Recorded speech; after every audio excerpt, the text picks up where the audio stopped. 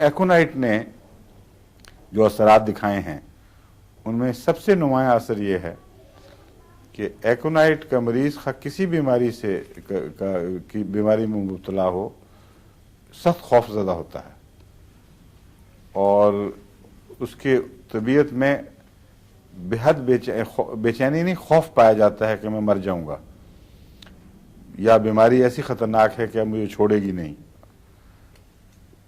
ये खौफ जो है वो अचानक आता है और बीमारी भी अचानक आती है। बाज़ खौफ हैं जो लंबी बीमारियों के नतीजे में आहिस्ता आहिस्ता पैदा होते हैं। एकोनाइट लंबी बीमारियों वाली दवा नहीं है। ये जब असर दिखाएगी तो फौरन बीमारी पैदा करेगी।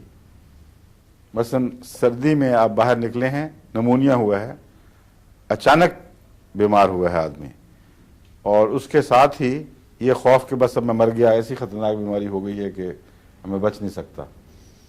ये दो बातें अगर इकट्ठी हों, बीमारी अचानक आए और खौफ की हालत हो, तो उस वक्त एकोनाइट सबसे पहले दिमाग में आता है। लेकिन कुछ और भी इसकी इलामतें हैं। एकोनाइट ज़्यादा खुश्क मौसम में और ठंडे मौसम में असर दिखाता है। इसलिए अगर खुश्क सर्दी हो और अचानक सर्दी लग जाए, उससे पैदा होने वाली कोई भी बीमारी हो, उसे एकोनाइट फ़ायदा बख्शता है। ये इसका बुनियादी मिजाज है जिसे पेश नज़र रखना चाहिए।